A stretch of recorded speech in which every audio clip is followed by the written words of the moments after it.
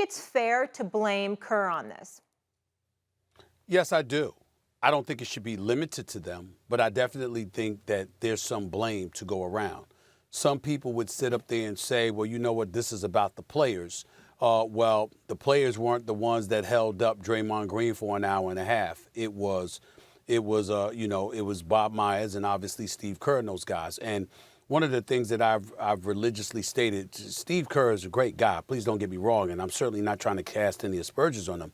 But when KD departed from Golden State, one of the things you heard is that he wasn't necessarily feeling Steve Kerr. Now, that's not the reason he left or anything like that. But he wasn't feeling him. He never said anything negative about him, didn't, castigate him in any way. They just didn't have the kind of relationship that people thought that, a head coach should have with one of his superstar players. Having said all of that, you can debate whether Draymond Green needed to be suspended or not or what have you. But in the end, if you're Bob Myers and you're Steve Kerr, you're supposed to have a pulse on the team to be able to handle this in a smoother fashion than it was handled. So I certainly understood where they were coming from. What I would tell you that where I said to some degree, when Kevin Durant brought up how when the stuff he was watching The Last Dance and when Scottie Pippen refused to enter the game, you had players getting on him. With all due respect, where the hell was Steph Curry?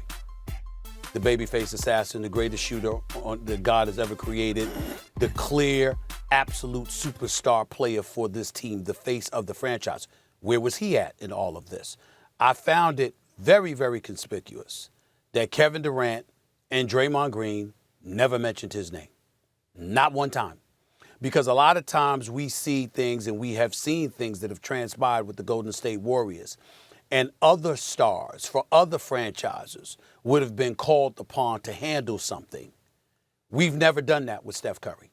No one ever says, what about Steph Curry? You know what? Maybe it's because he's 33 and he looks 16. That's how young he looks, okay? And obviously he's got that kind of wonderful, affable, personality. It's impossible to dislike him and all of that stuff. He's loved universally and whatever. But I can also tell you that anybody that comes to the Golden State Warriors knows that he's the golden child. And so for me, there's a lot of meat on this bone. As you said, there's a lot more that I have to say. I'll pass it to Max, and then we'll go back and forth, I guess, throughout the show. But what was very, very conspicuous to me is that particularly when you're talking about how a situation was handled, to point to the coach and to point to the GM, all right? And I applaud KD and Draymond. I thought it was a great interview.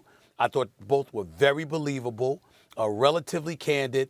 I know both brothers. I speak to them, not all the time, but I speak to them. Got a lot of love and respect for both of them. So I'm not trying to cast any aspersions on either one of them. And I applaud and I appreciate them doing this interview. And I thought it was riveting. I thought it was a great watch. I thought Draymond did a great, great job of broaching subjects that most people wouldn't broach face-to-face with somebody that they've had an issue with. And he deserves to be applauded and KD deserves to be applauded. It's just that it jumped out of my mind, Max, just for the purposes of right now. What really was missing was I didn't hear Steph Curry's name, and he is the leader of this franchise.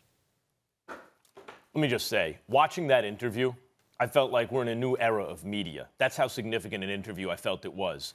No one could have conducted that interview with KD like Draymond Green just did. And the fact that they're doing it while they're still active players, that's the kind of sit-down that Shaq had with Penny 20 years after they played together. They did it now. That was something. And let me say something else. If you are a student of life, and I hope you are, it is instructive, and you already know, you like to hear from other students of life. And that's what KD is. KD is very impressive. His journey in the NBA and his maturation and his obvious intelligence and introspection was really something to see. I didn't think there was one false note in that interview except blaming Steve Kerr. It's not that Steve Kerr and Bob Myers and everyone deserves some responsibility. I'm sure in any situation in life, you look back and you go, that wasn't handled optimally. Could have handled that one better, right? And there are things to be learned for the front office and for the coach, I am sure. And it plainly, based on the way Draymond and KD laid it out, they sounded authentic and wise. But in the end, guys, KD, it was your choice. any team that ever existed, if you're available, KD, will open up the vault and say, go ahead, take whatever you want to do, except for the Knicks. James Dolan wanted certain provisions, apparently. But anyone else ever is like, oh, KD, sure, please stay. I'm quite sure they suspended Draymond Green because they want him. Like, look, KD, we're suspending him. You're the guy. So could they handle it better? Sure. Do they deserve some blame? Yeah.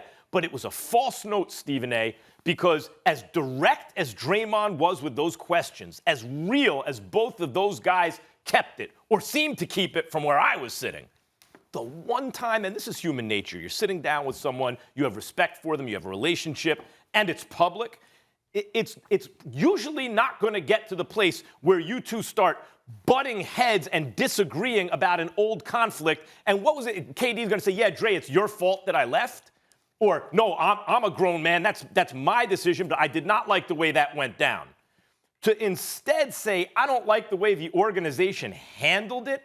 The organization handles, look, every organization could handle certain things better or worse, but they handled things so well that KD wanted to play there. They handled things so well that had it not been for injury, they would have 3-peated, 4-peated, 5-peated, as many pizzas you want to throw him until KD got hurt, right? I mean, like, that's what it is. So that was the one note you cannot, if you're KD and Draymond in that moment, blame the coach in the front office when it was your decision to leave. Real quick, Stephen A., he did say both. He said it was the incident and then how they handled it. He agreed with Draymond on that. Thanks for watching ESPN on YouTube. For live streaming, sports, and premium content, subscribe to ESPN+.